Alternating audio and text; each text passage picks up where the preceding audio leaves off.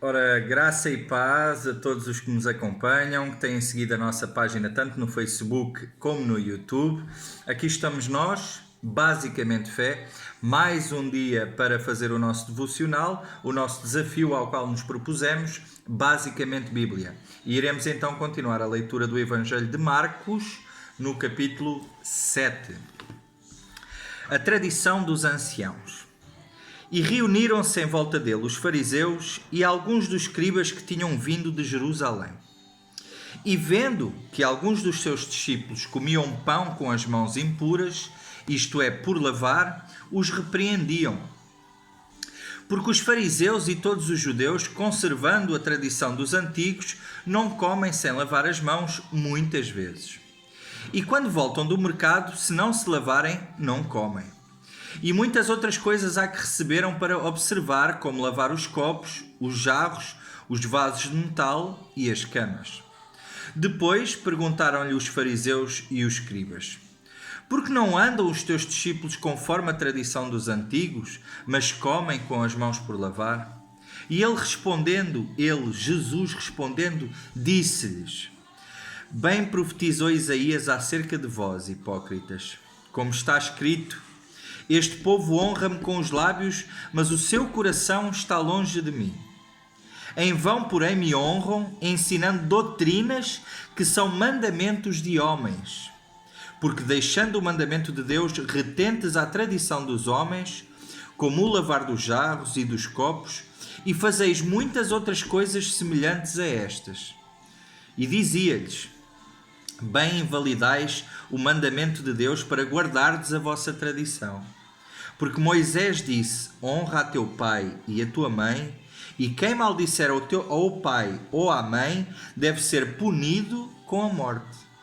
Porém vós dizeis: se um homem disser ao pai ou à mãe: aquilo que poderias aproveitar de mim é corbã, isto é, oferta ao Senhor, nada mais lhe deixais fazer por ser pai ou por ser mãe, invalidando assim a palavra de Deus pela vossa tradição que vós ordenastes. E muitas coisas fazeis semelhantes a estas. E chamando outra vez a multidão, disse-lhes: ouvi-me vós todos e compreendei. Nada há fora do homem que, entrando nele, o possa contaminar, mas o que sai dele, isso é que contamina o homem. Se alguém tem ouvidos para ouvir, que ouça. Depois, quando deixou a multidão e entrou em casa, os seus discípulos o interrogavam acerca desta parábola. E ele disse-lhes: assim também vós estáis sem entendimento? Não compreendeis que tudo que de fora entra no homem não o pode contaminar? Porque não entra no seu coração, mas no ventre, e é lançado fora, ficando puras todas as comidas. E dizia: o que sai do homem, isso é que o contamina.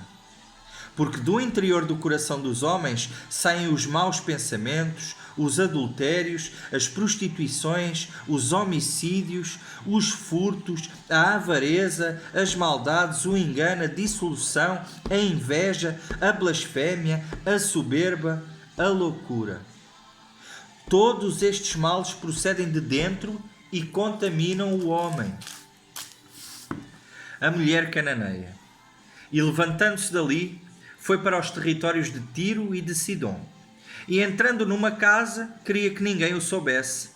Mas não pôde esconder-se, porque uma mulher cuja filha tinha um espírito imundo, ouvindo falar dele, foi e lançou-se a seus pés.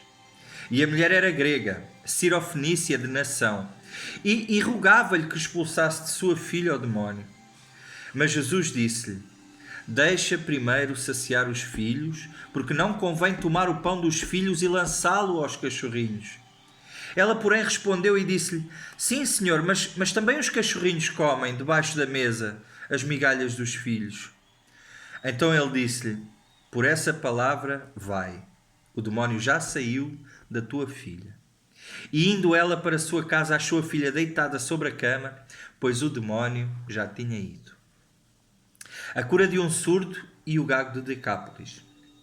E ele, tornando a sair do território de Tiro e de Sidom, foi até ao mar da Galileia pelos confins de Decápolis. E trouxeram-lhe um surdo, que falava dificilmente, e rogaram-lhe que impusesse as mãos sobre ele. E tirando-o à parte de entre a multidão, pôs-lhe os dedos nos ouvidos e, cuspindo, tocou-lhe na língua.